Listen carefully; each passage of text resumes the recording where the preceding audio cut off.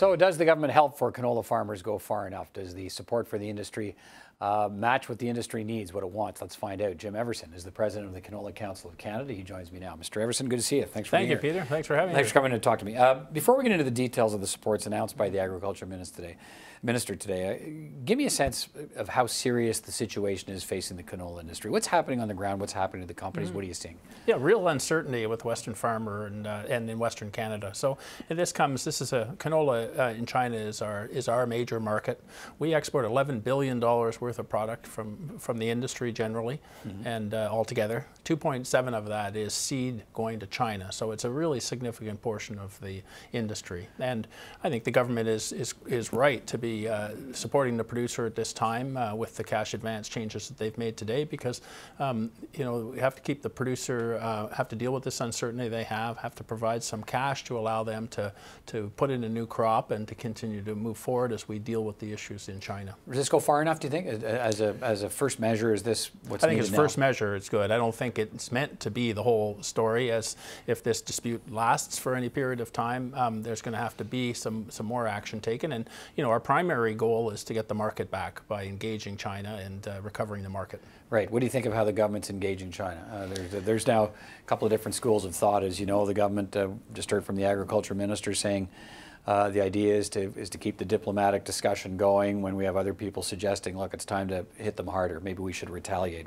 Any thoughts on that? No, I think a diplomatic solution is what is necessary. I think the government has reacted quickly to it at the highest level. We have a working group that's come together, a canola working group that's industry and government, very senior government representation there, including the deputy ministers of the Western provincial provinces. So they're there to help with that too. It's kind of a Team Canada approach, if you like. But I think the issues are challenging, and they're probably, I'm sure they're complicated by the bigger political issues, the political frictions between Canada and China. But I think it's right that China has raised these issues around science and issues there, and we need to deal with those, you know, from a science point of view. Yeah, so do you think this is a science? I mean, the Chinese argument is, look, we've found some pests in some of your shipment. We're concerned. And people, you know, I'm probably right to raise concerns about the timing of the Chinese concerns, but they claim it's a science-based problem. Canada's trying to address it as a science-based problem. Is there a science problem? Is there a pest problem with Canadian canola? You know, we're really confident of the quality of canola. We've found that we don't have when we test the products, CFI tests the products that have gone to China, they haven't found the same issues as China is raising. So we're perplexed by that. We have been selling increasing volumes of canola seed to China year over the last few years, which is a very positive thing. We very much value that market.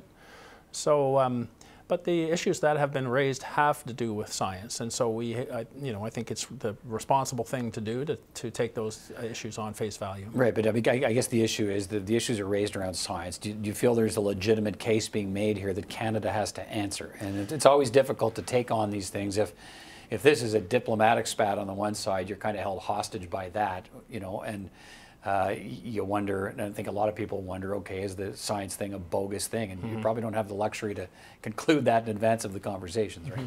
Well, you know, they've raised these issues, and we think in addition to raising them, then there's an obligation on their part, and under the rules of trade that exist, you know, at the WTO level and so on, there's an obligation on their part to come forward and engage with Canada about the dispute that they've raised and have a technical discussion about those things. I think if that's not happening, then that would demonstrate that it's not all about science. And if that's not happening, I think Canada then has to protect its rights and look at their legal obligations under the trade rules. But you know, we're hoping that we can have the discussion and that we can resolve the issue that way. I'm not clear, and I'm not sure how many people are, but maybe you can help us. So is there a timeline for something like this? I mean, the government, I've just finished talking to the Agriculture Minister, and is, look, this is my word, not hers. Retaliation is there as an option. So, in other words, a stepped-up response from the Canadian government, perhaps a challenge to the WTO. Those are there as options, but we're not there yet. Help us with that timeline. When would we be there? How long can canola farmers and the industry have this go on before they have to say, look, we have to do something else? You know, I think it's all about the strategy around what is going to work to try to get back into the marketplace. And so, you know, there is a working group that's together, industry and government. I think the top people in government, including our trade negotiators who have been involved in our major trade discussions and so on, are around the table trying to work on this. So I think it's a question of enhancing or intensifying our tactics over time. But I think there's certainly a lot of effort going into what that strategy should look like, and a lot of action going forward. The government also announced today it's going to accelerate the search for new markets. Yes. With Minister Carr's on a trade mission to Japan and South Korea next month. How easily and quickly can you find new markets for canola? So that's a tough one, because it's a big market. China is a very significant market. More than 45% of our seed was going to China. There are only a certain number of countries around the world who have the processing capacity to deal with large volumes of canola seed, because it has to be processed before it's end used. So we have to look at those markets, and we have to have, we think, an integrated approach to dealing with those issues. We're looking at the possibility of a trade diversification office in Asia, where we think there's going to be significant growth for our commodity, and that would help us in keeping markets open and advancing markets. We're looking at things like enhanced insurance and credit and those kinds of facilities to help customers buy Canadian canola in some other countries. So I think there's a number of different tactics can be deployed, and we should pursue those. We need to look at diversification. At the same time, you know, again, Peter, our primary goal is to get the Chinese market back. It's a very valued market for us. It's been a growing market. They appreciate the quality of Canadian canola for the most part. We have a diplomatic dispute at the moment about the quality of canola, but overall, they've been very accepting and desirable of the quality of Canadian canola. So we want to work and get that market back. If they're not, if they're not taking the Canadian canola right now, I'm presuming they still need canola. So where are they getting canola? There aren't a lot of options. You know, Australia is the next biggest exporter of canola in the world. They've been having some difficulties with drought and reduced production recently. Europe is another producer. They would likely go to Europe to see if they can secure some canola supplies there.